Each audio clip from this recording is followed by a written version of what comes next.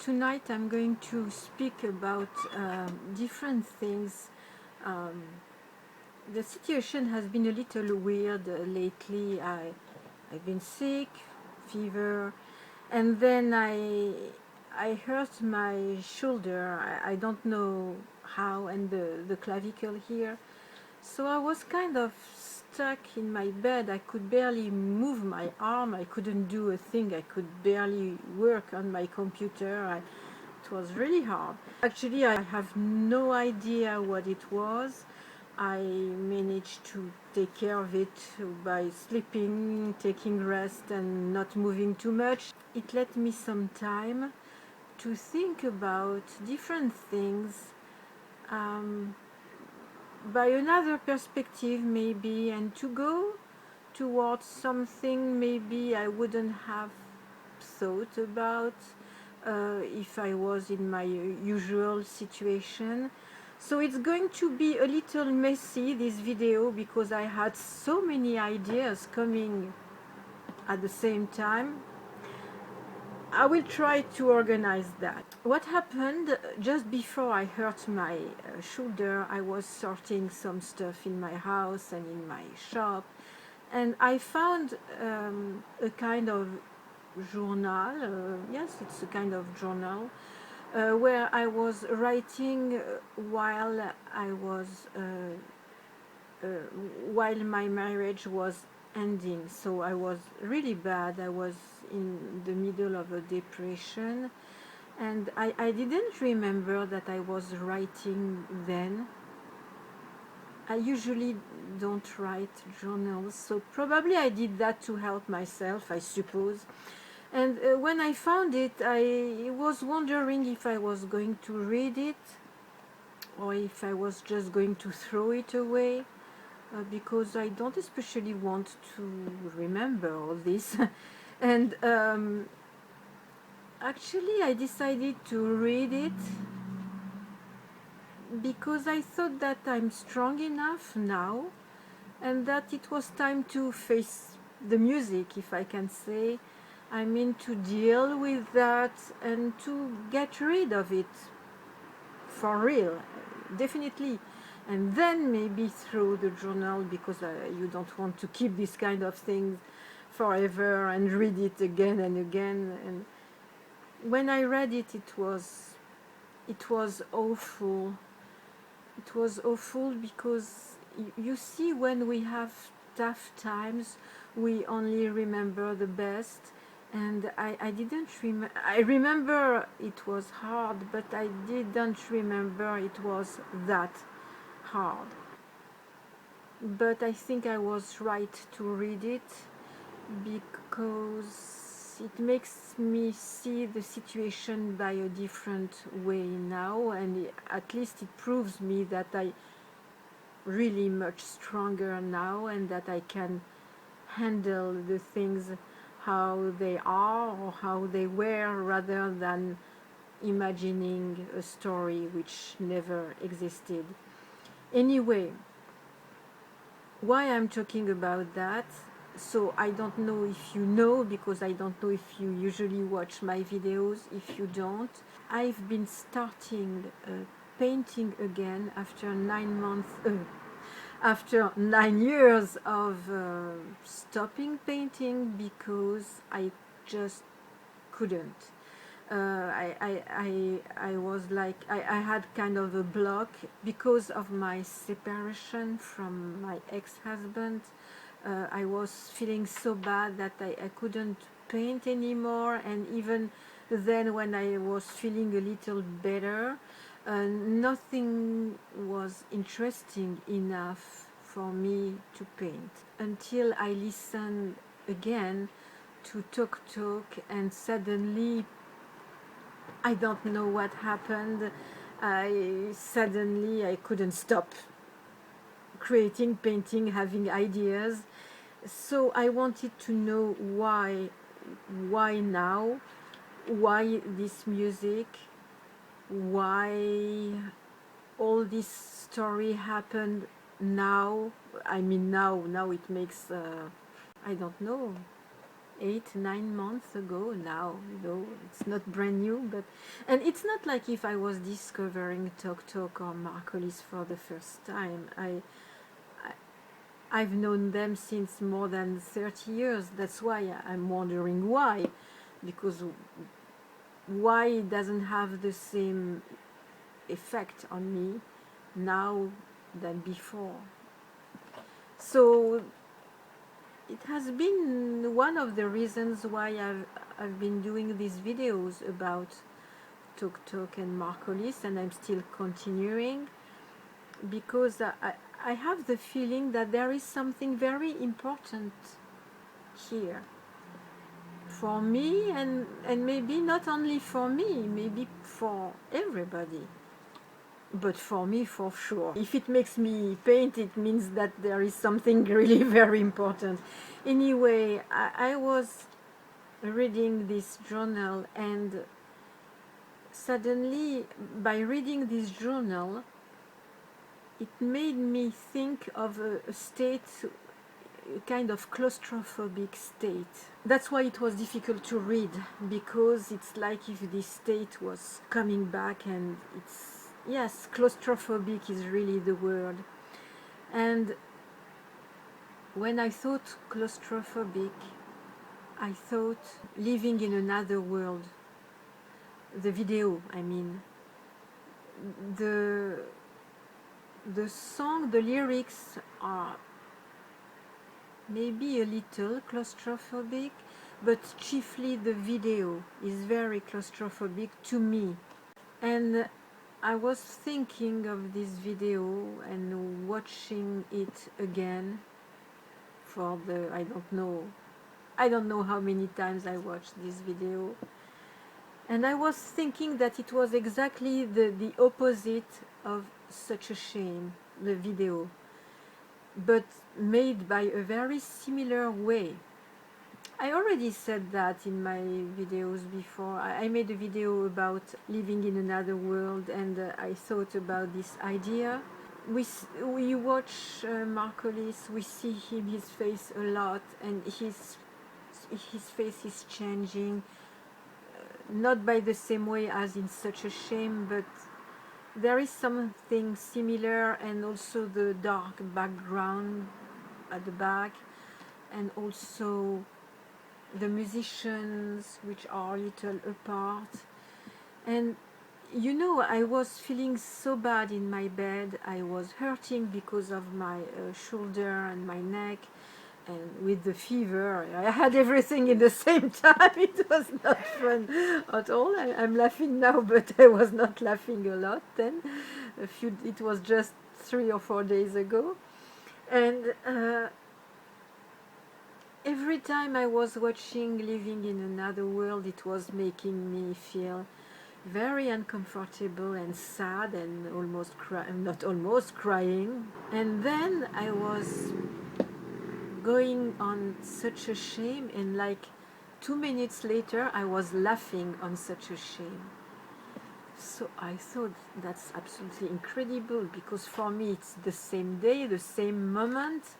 I'm not in good shape. I'm able to cry on one video by watching Mark Hollis, and then I switch to Such a Shame. I'm still watching Mark Hollis.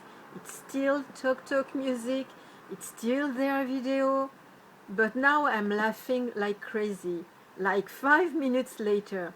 So I thought, that is absolutely incredible. So I always thought that Such a Shame had a very incredible effect on people, that it should be studied.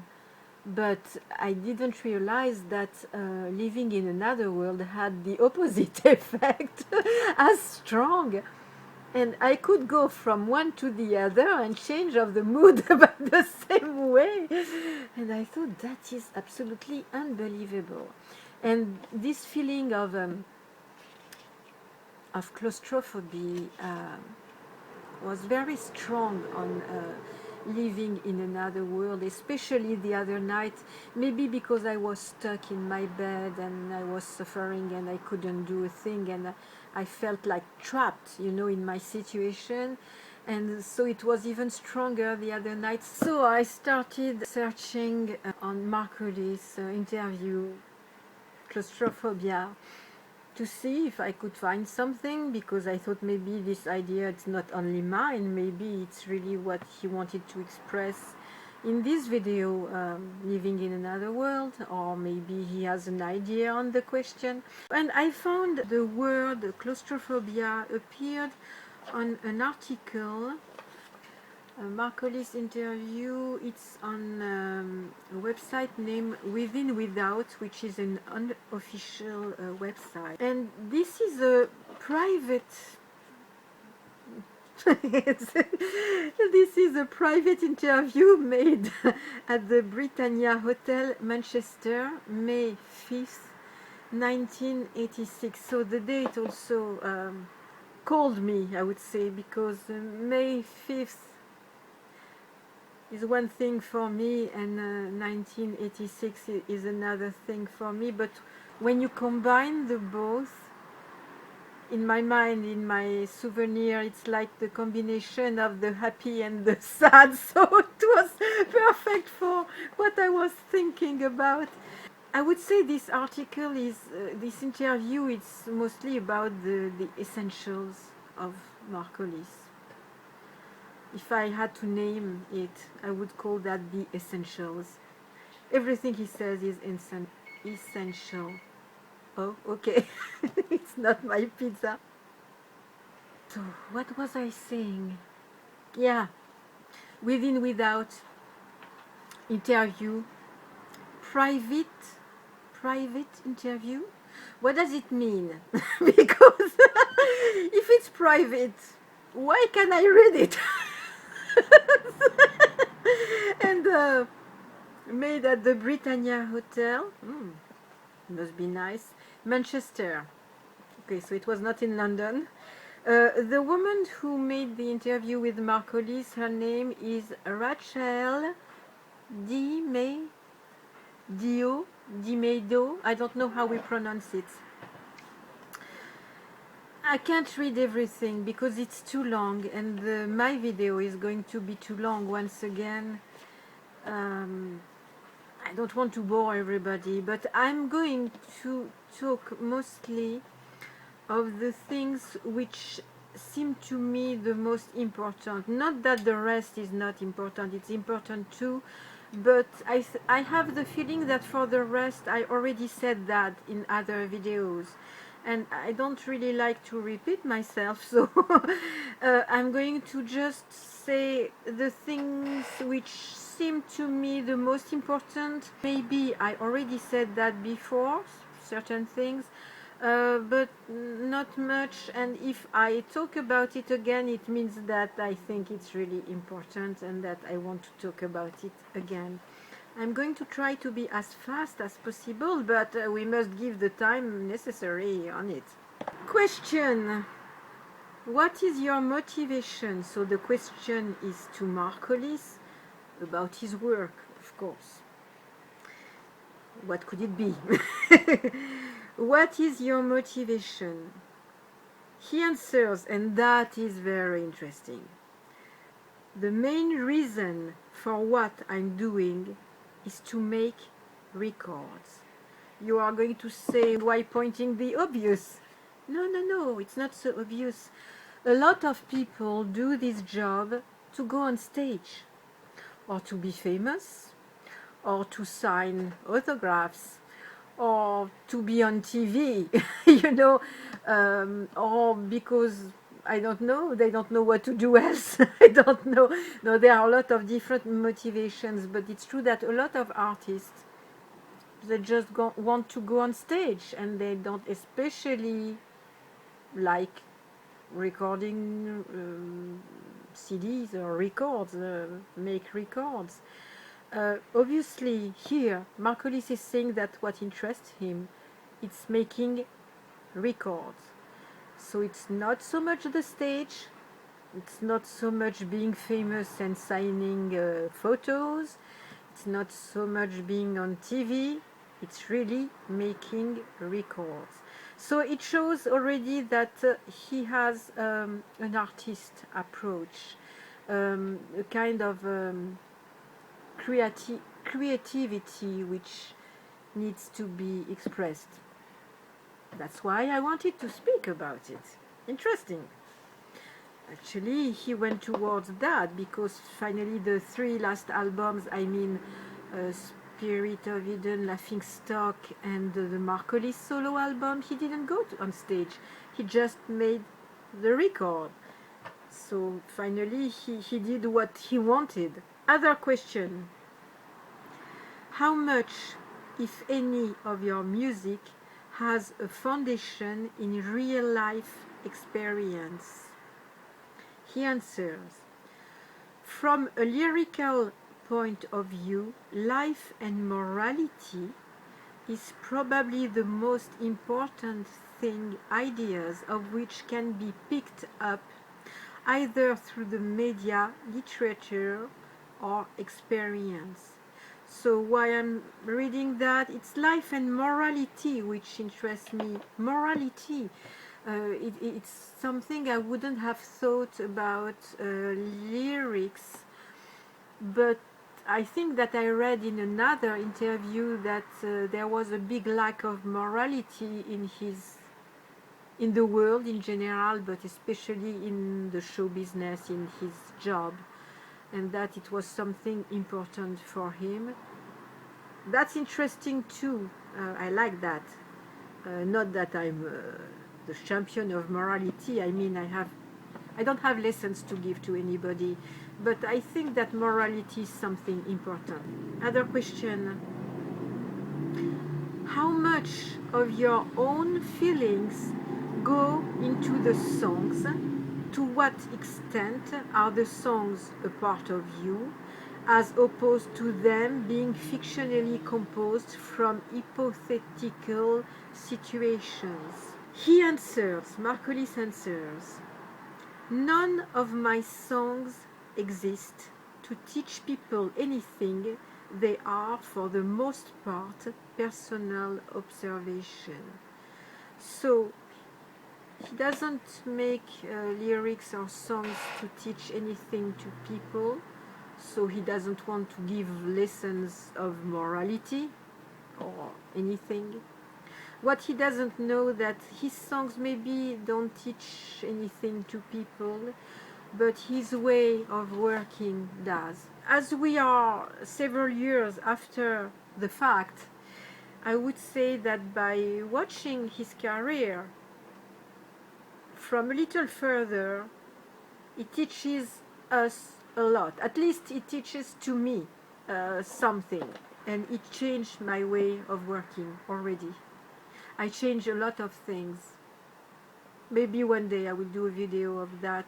Once I'm sure that what I'm doing is okay and that it was a good idea to change my way of working.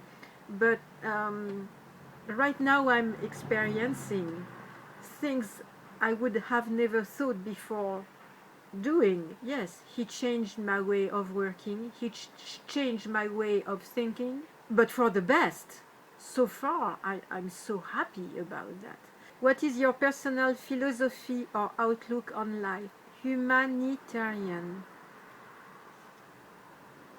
Humanitarian? I would have never thought of that. I just wanted to say it. How would you define your music? And I think here that the answer needs to be put in a frame, on a wall, on t-shirts, on bags, on everything. What he answered is, it looks obvious. It's not. I think the most important part about music is that you believe in it. You know what I'm going to do? I'm going to write that on a piece of paper in big, to frame it, and I'm going to give that to my son, my younger son, who makes music too. It seems obvious. You make music, you must believe in it. Obvious, not easy at all. And not only for music, for any art. There is an excellent book named The War of Art. You must not mix with the art of war. No, it's the war of art. You must, if you are an artist who has difficulties to create and to do your thing, read this book. It changed your life. It's exactly what he's saying here. If you believe in it, you do it. Every morning I wake up and I'm thinking, oh, I didn't do this, I didn't do that, I didn't paint that. Do you believe in it? Yes, so do it. Don't think, don't say, I can do this, I can do that. No, no, no, no. Do it. You don't do it for the other people. You don't do it to make money. You do it because you believe in it, because you want to do it, and because it makes you feel good. Then the rest comes or not. But first, you must do music or art or writing or anything because you believe in it. He said something so important, so essential. That's why I want to call this interview The Essentials, because it's everything is said in it. Other question. What response are you aiming for from your audience, and what sort of people do you think you reach? I love the answer. I'm aiming above all to please myself. Same thing. Everybody should think like that. When you are doing some art, some music, some painting, anything, first you must do it for yourself. If you do something, some art, to please other people or to think, oh, I'm going to do that, people are going to love that. No, it doesn't work that way. It must first please you. If people then like what you do, good, you're not going to complain. Actually, that's what he says.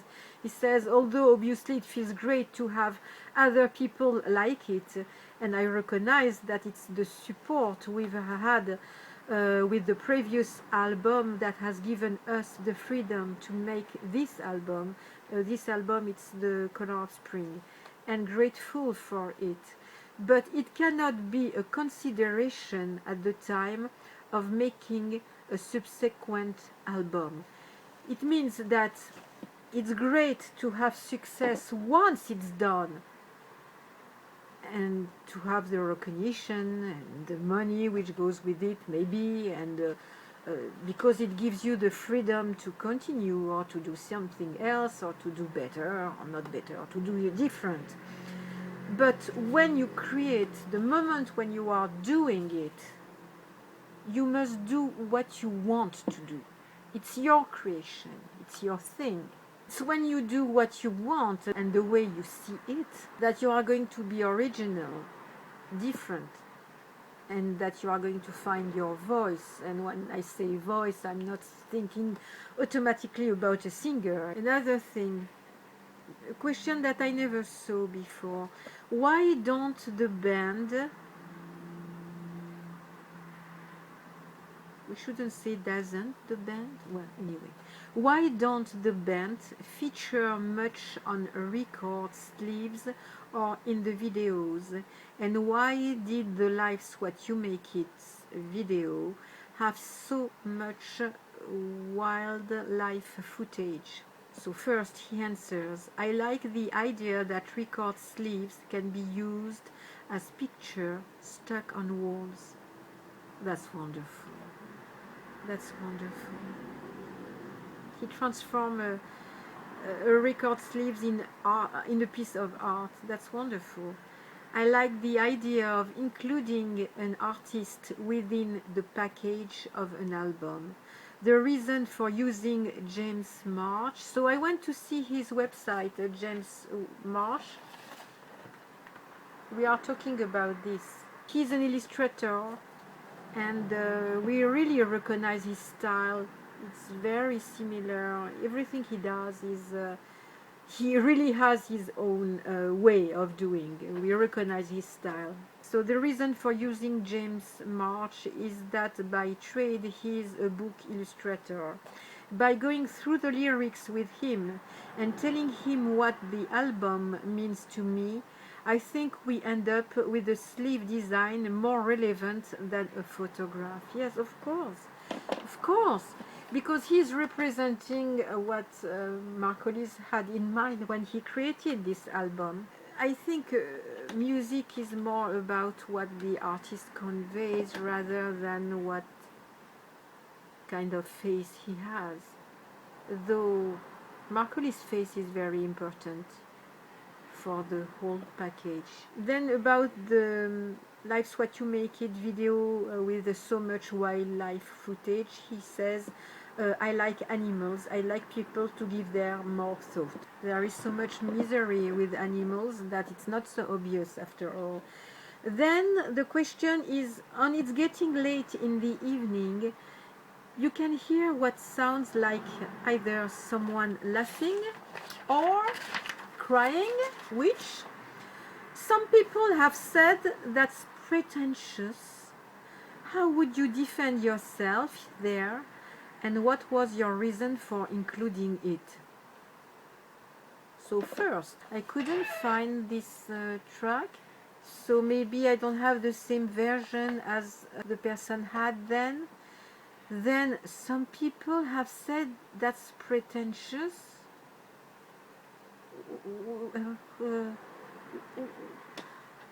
What is this question? I mean, why is it pretentious to put a track of someone laughing or crying? I don't understand.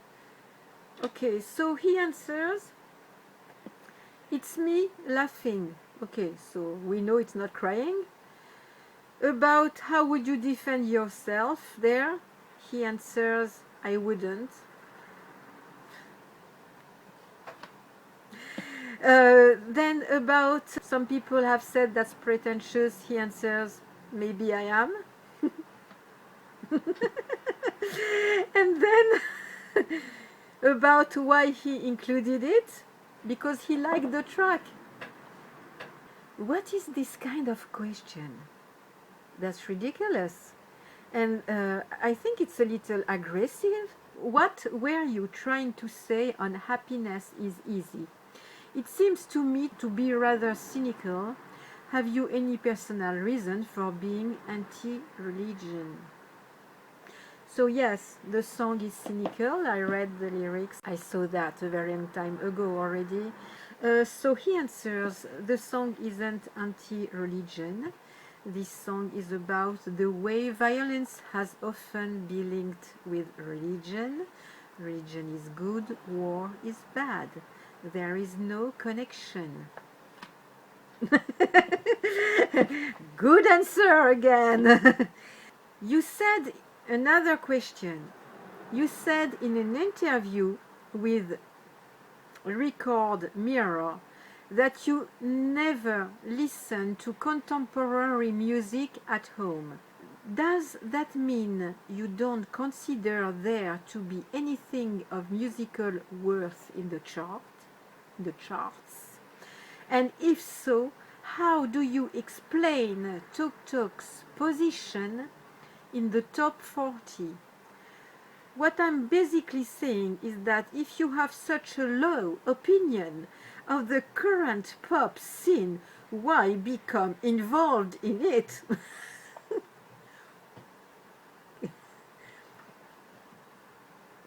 What kind of question is that? Again, that's very aggressive. Because he's a singer and he's in the chart, he's not allowed to listen to classical music? He has to justify himself about that? That I don't get it. So he answered, because I'm involved with contemporary music whenever I'm at home, I choose to listen to music outside of that. There is such a wealth of past music, it would seem blinkered to stay only with the present. Wow, that's a smart man. Of course, of course. He must hear some contemporary music all the time. He is allowed to listen to something else sometimes. What is that? It seems that the journalists are in United Kingdom as stupid as in France, and maybe in other countries too. Other question. Do you shun or welcome being in the public eye? Is fame important to you? That's when I arrived to the claustrophobic thing I was talking about at the beginning. The freedom to make records is important to me. I find being in the public eye claustrophobic. He feels being claustrophobic in the public. I can understand that because all the eyes are on him and he doesn't feel free. Being under the spot, I mean being under the lights, some people like that. My mother used to like that. I've never been famous enough to be so, I would say, trapped by people. However, when I was going to TV shows where my mother was playing or singing, then the people there knew who I was. Well, who I was. I'm no one. I mean, knew that I was her daughter, and they jump on you. And they, when I say they jump on you, it's the translation of a French expression. I mean, they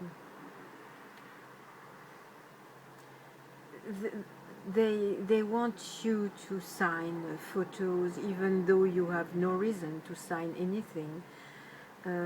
They grab you. You feel oppressed. It's kind of panicking. The crowd, being in the crowd with all the people going to you like that, it's very oppressing, and I quite understand what he means. It's not something easy to live.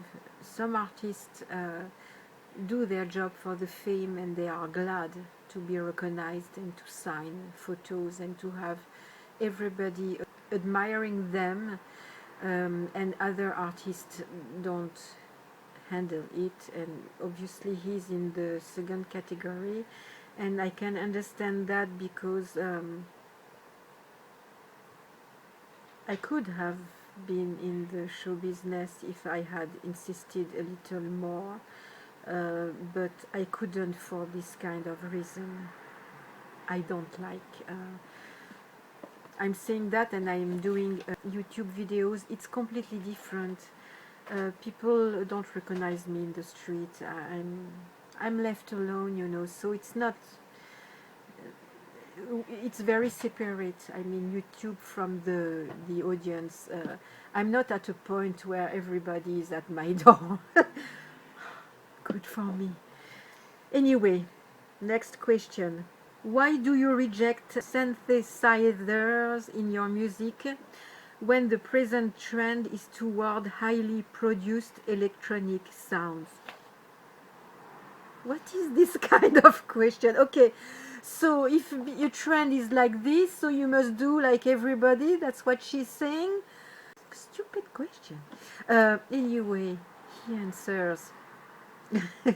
I think it's more important for sounds to have personality and feel than sound being produced to impress. It's the performance that should impress. He's so right. If anything, there has been a conscious effort with this album to use cheap sounds so as to stress the playing. His way of answering is very sharp and very smart, and he goes to the essential. That's why I want to call this interview The Essentials. Another question. How much importance do you attach to your live stage show? Do you pay a lot of attention to the visuals and the lighting? So he answers, I think there are only three things important to a live show, apart from the audience, of course. Firstly, the performance, that you believe in it. That's the first one for sure. Good sound, so that the arrangements can be heard. Lighting, to help create mood change. Yeah, that is, he said exactly what is the most important. That's why we make a test at the before our show. We test the sound, we test the lights, sound check, light, I don't know, we say light check, I don't know. So then I arrived to what I almost preferred in this interview, beside the poster that I want to do.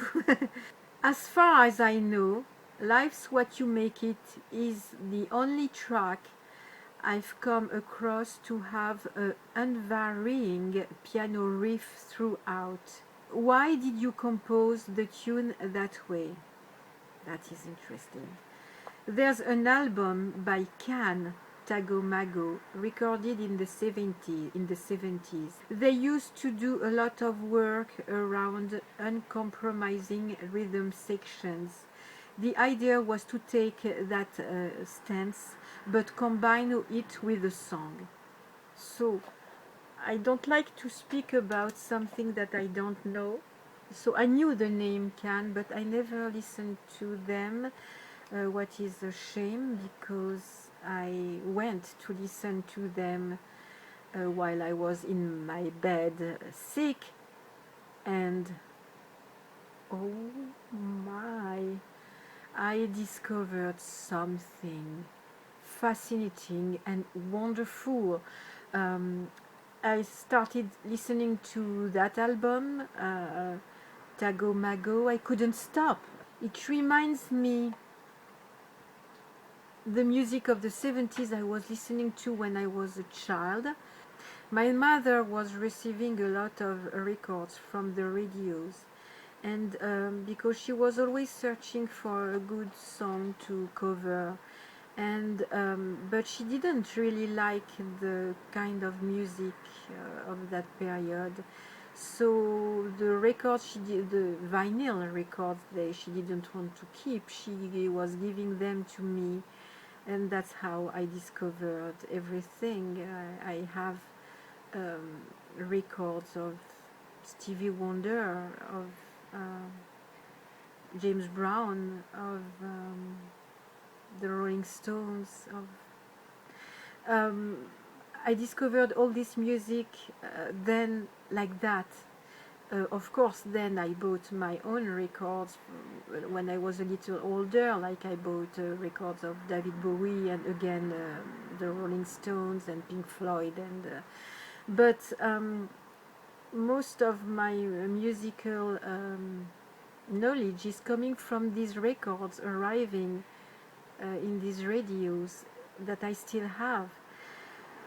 So I never listened to them, and when I played that, I was stunned, because it was like coming back in my childhood. It's very psychedelic music, but with a rhythm, a very repetitive rhythm all along. There is even one song which reminds me of The Doors, of LA Woman, the song LA Woman, not the album, the song LA Woman. Actually, it was the same year, because LA Woman was made in 1971, and this album is the same year. So I think they are German, I read. Very surprising. I would have never thought of German. So you see, we have very preconceived ideas. There is a part on the album which is almost not music anymore, but more sounds, a very strange sound. It made me think of a video I saw on YouTube. Yeah, the name is Second Draft Imperfections, something like that. I will put the link below.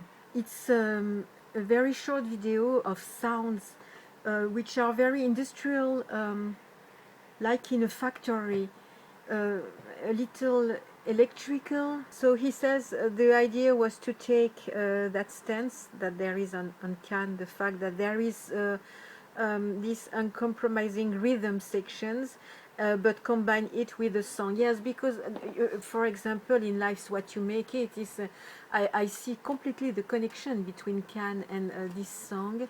I would think also about After the Flood. There is something there too. In a video that I made, I was saying that it was kind of hypnotizing. Actually, that's what I found in the Cannes album. The difference is that Tok Tok or Mark Hollis, they add a true melody on the thing. I mean, there is this rhythm like that, but still there is a melody, and chiefly there is the feeling. We can feel something on the Tok Tok or Mark Hollis music that I don't feel on Cannes. Even though I love this album Cannes, I order it because I really want to listen to it in good conditions and better. I'm so glad to know this album, and I was very surprised because when I talked about that to my son, he knew. He told me, yes, of course, Cannes, of course.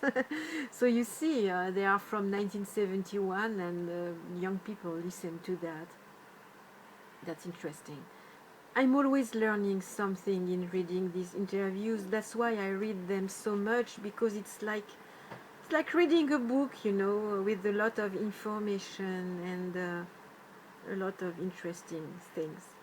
Something completely different. What was the significance of the animal noises at the intro of Such a Shame? And he answers, they were only there with an idea toward future plans of involving wildlife within our videos. You know what? I never thought about the fact that there was these animals on Such a Shame, and the song has nothing to do with animals. I used these animals at the beginning of the song, then, so more than 30 years ago, on my answering machine. I put the animals, the intro. It was of course very badly done because it was not plugged. I mean, I recorded them just by playing it beside my answering machine. And I was saying nothing. I was just putting the animals, and people were like, what is that? And I was like, if you hear the animals, you know it's me. So, and I kept that. I think I still have it on the tape somewhere. I think I kept that because I love this message so much. The next question is huge. How would you define art? He answers, I think possibly intention is the most important thing. I think it's open to everyone and should not be elitist. I heard recently that all the museums are free in London because art is open to everybody. I think it's wonderful, and he's right. The intention is the most important thing. Very often, some people ask me, what is the difference between when you do a painting and when you paint on furniture? You are still painting, so what is art? What is craft? How do you define it? I could answer that it's the intention which differs, which is different. When you paint on furniture, first you paint on something, on an object which is going to be useful, which is supposed to be included in a home decor. So you can do some art on a chair, but the fact that we use the object, we are going to sit on it, it must be sturdy, it must hold, I mean the paint must hold a very long time. You are maybe going to varnish it with a varnish which is more appropriate for furniture, for wood. The intention is not the same. When you decide to do a piece of art, I think the theme, what you need to say on your piece of art, is the most important. When you do something for craft, for decor, you think more of the colors, of if it's convenient or not, if you can use it or not. You think less of the theme. I mean, the practical aspect is probably more important. So the intention is completely different. For example, when I do a collage on a notebook, I work by thinking of if people are going to buy that, are going to like that. I must think of the clients, of the customers. When I do a piece of art, even a collage, even if I don't paint, if I just stick papers and images, things, but it's a piece of art, I don't think of the clients, of the buyers, or the people who are going to come and see it. I really do it for myself. I do for what I want to express. So the intention is completely different. And he's right. Actually, it's a very good definition of art. Defining art is very difficult, because what is art, what is not? I saw some artists showing for an exhibition. It was kind of a contest, and they were bringing kind of broken dolls and things like that. And in my mind, I thought, that is not art. It's ugly. Art isn't supposed to be beautiful, make us dream. It's creepy. It doesn't make me dream. But in fact, it's not up to me to define what is art. If their intention was to make art, so maybe it is art.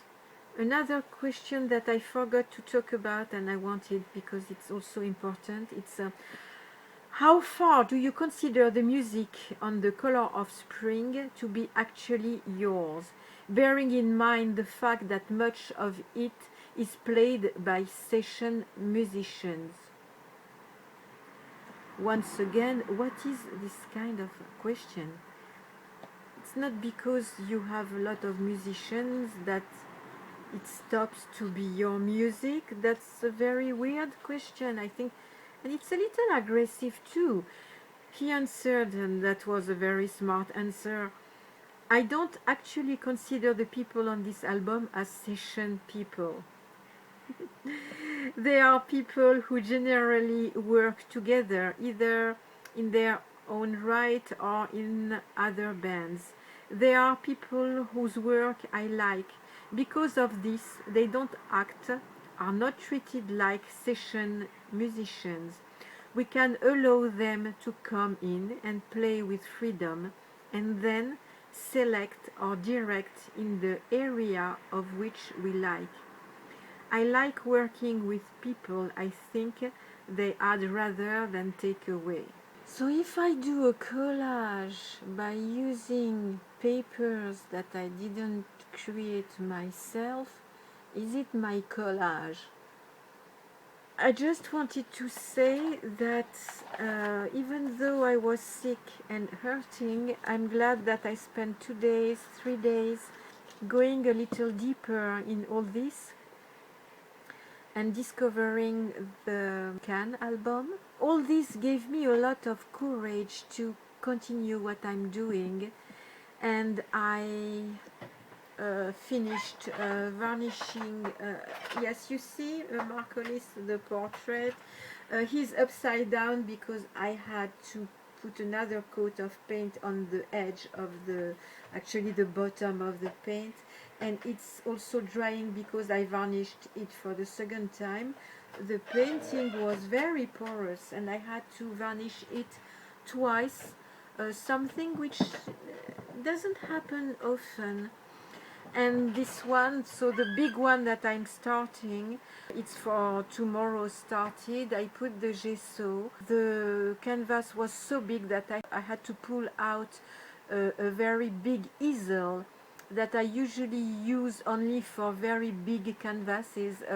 I use this easel to make the Apollo and Dionysus painting about Jim Morrison, but it was really a very huge canvas, and I didn't realize that this canvas, this frame is also very big. So I had to pull the big easel. The big easel, I bought it in France on a German catalog named Géant. The company, the brand is Gerstecker, and I don't know if they still have this easel, but it's not very expensive. When I bought it, it was not very expensive, and you can put really very big frames on it. So for people who are in Europe, maybe you can check. It's not a sponsored video, I just tell you that because I was very glad to find that then. I didn't have the money to buy a big oak easel, very expensive. So I will continue my painting, of course. I have other videos in preparation about Tok and Mark Hollis, of course. I hope it was interesting for you as much as it was for me. I have the feeling to discover a treasure every day and to learn a lesson which never ends, and I'm very grateful for that.